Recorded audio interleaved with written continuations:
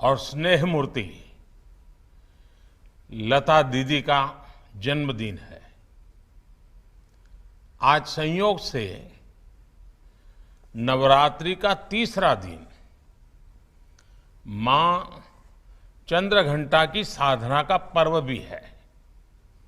कहते हैं कि कोई साधक साधिका जब कठोर साधना करता है तो मां चंद्रघंटा की कृपा से उसे दिव्य स्वरों की अनुभूति होती है।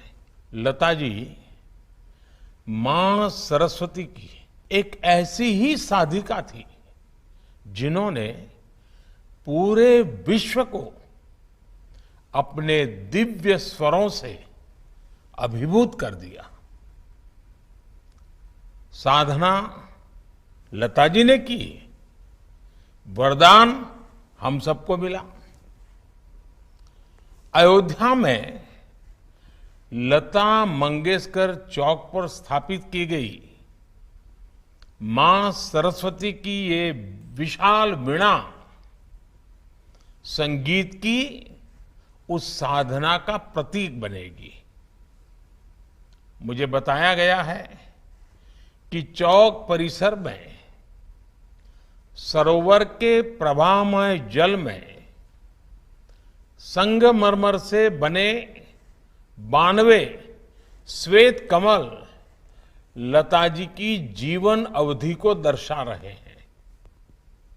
मैं इस अभिनव प्रयास के लिए योगी जी की सरकार का, अयोध्या विकास प्राधिकरण का और अयोध्या की जनता का हृदय से अभिनंदन करता हूं। इस अवसर पर मैं सभी देशवासियों की तरफ से भारत रत्न लता जी को भावभीनी श्रद्धांजलि देता हूं। मैं प्रभु श्री राम से कामना करता हूं उनके जीवन का जो लाभ हमें मिला वही लाभ उनके सूरों के जरिए आने वाली पीढ़ियों को भी मिलता रहे। साथियों, लता दीदी के साथ जुड़ी हुई मेरी कितनी ही यादें हैं, कितनी ही भावुक और स्नेहिल स्मृतियां हैं। जब भी मेरी उनसे बात होती, उनकी वाणी की युग परिचित मिठास हर बार मुझे मंत्र मुग्ध कर देती थी। दीदी अक्सर मुझसे कहती थी, मनुष्य उम्र से नहीं कर्म से बड़ा होता है और जो देश के लिए जितना ज्यादा करे वो उतना ही बड़ा है। मैं मानता हूं कि अयोध्या का ये लता मंगेशकर चौक और उनसे जुड़ी ऐसी सभी स्मृतियां हमें देश के प्रति कर्तव्य बोध का भी एहसास कराएगी। साथियों, मुझे याद है जब अयोध्या में राम मंदिर निर्माण के लिए भूमि पूजन संपन्न हुआ था तो मेरे पास लता दीदी का फोन आया था। वो बहुत भावुक थी, बहुत खुश थी, बहुत आनंद में भर गई थी और बहुत आशीर्वाद दे रही थी। उन्हें विश्वास नहीं हो रहा था कि आखिरकार राम मंदिर का निर्माण शुरू हो रहा है। आज मुझे लता दीदी का गाया वो भजन भी याद आ रहा है, मन की अयोध्या तब तक सूनी जब तक राम न आए। अयोध्या के भव्य मंदिर में श्री राम आने वाले हैं और उससे पहले करोड़ों लोगों में राम नाम की प्राण प्रतिष्ठा करने वाली लता दीदी का नाम अयोध्या शहर के साथ हमेशा के लिए स्थापित हो गया है। वहीं रामचरित मानस में कहा गया है, राम ते अधिक राम कर दासा, अर्थात राम जी के भक्त राम जी के भी पहले आते हैं। संभवतः इसलिए राम मंदिर के भव्य निर्माण के पहले उनकी आराधना करने वाली उनकी भक्त लता दीदी की स्मृति में बनाए चौक भी मंदिर से पहले ही बन गया है। साथियों, प्रभु राम तो हमारी सभ्यता के प्रतीक पुरुष है। राम हमारी नैतिकता के, हमारे मूल्यों, हमारी मर्यादा, हमारे कर्तव्य के जीवंत आदर्श हैं। अयोध्या से लेकर रामेश्वरम तक राम भारत के कण कण में समाये हुए हैं। भगवान राम के आशीर्वाद से आज जिस तेज गति से भव्य राम मंदिर का निर्माण हो रहा है, उसकी तस्वीरें पूरे देश को रोमांचित कर रही है।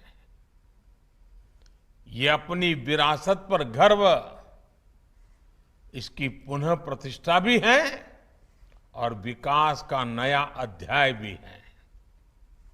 मुझे खुशी है कि जिस जगह पर लता चौक विकसित किया गया है, वो अयोध्या में सांस्कृतिक महत्व के विभिन्न स्थानों को जोड़ने वाला प्रमुख स्थलों में से एक है।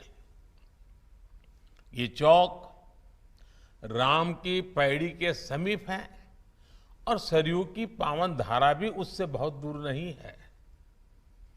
लता दीदी के नाम पर चौक के निर्माण के लिए इससे बेहतर स्थान और क्या होता।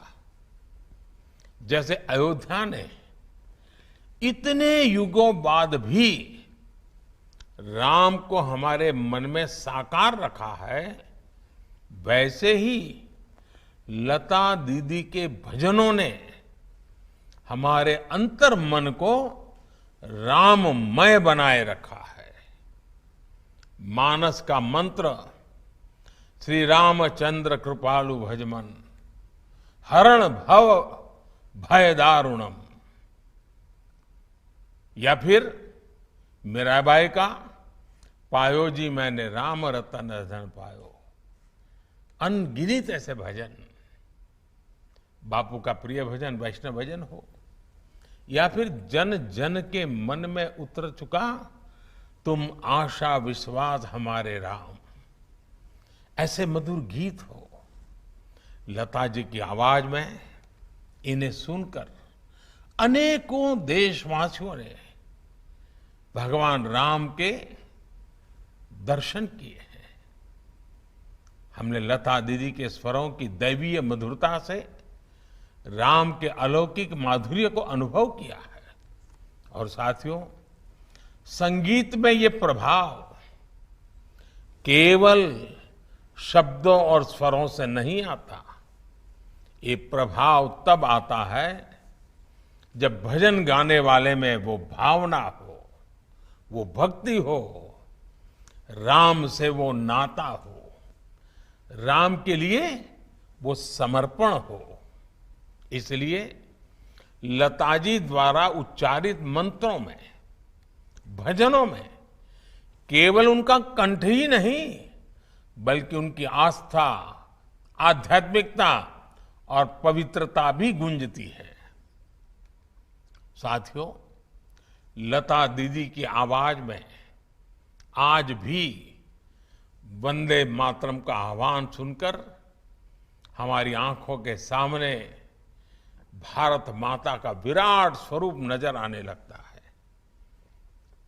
जिस तरह लता दीदी हमेशा नागरिक कर्तव्यों को लेकर बहुत सजग रही, वैसे ही ये चौक भी अयोध्या में रहने वाले लोगों को, अयोध्या आने वाले लोगों को कर्तव्य परायणता की प्रेरणा देगा। ये चौक, ये वीणा अयोध्या के विकास और अयोध्या की प्रेरणा को भी और अधिक गुंजायमान करेगी।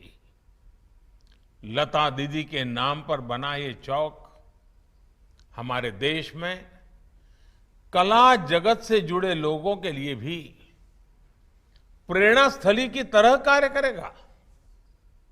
ये बताएगा कि भारत की जड़ों से जुड़े रहकर आधुनिकता की ओर बढ़ते हुए भारत की कला और संस्कृति को विश्व के कोने कोने तक पहुंचाना ये भी हमारा कर्तव्य है। भारत की हजारों वर्ष पुरानी विरासत पर गर्व करते हुए भारत की संस्कृति को नई पीढ़ी तक पहुंचाना ये भी हमारा दायित्व है। इसके लिए लता दीदी जैसा समर्पण और अपनी संस्कृति के प्रति अगाध प्रेम अनिवार्य है। मुझे विश्वास है भारत के कला जगत के हर साधक को इस चौक से बहुत कुछ सीखने को मिलेगा। लता दीदी के स्वर युगों युगों तक देश के कण कण को जोड़े रखेंगे। इसी विश्वास के साथ अयोध्या वासियों से भी मेरी कुछ अपेक्षाएं हैं। बहुत ही निकट भविष्य में राम मंदिर बनना है। देश के कोटि कोटि लोग अयोध्या आने वाले हैं। आप कल्पना कर सकते हैं अयोध्या वासियों ने अयोध्या को कितना भव्य बनाना होगा, कितना सुंदर बनाना होगा, कितना स्वच्छ बनाना होगा। और इसकी तैयारी आज से ही करनी चाहिए।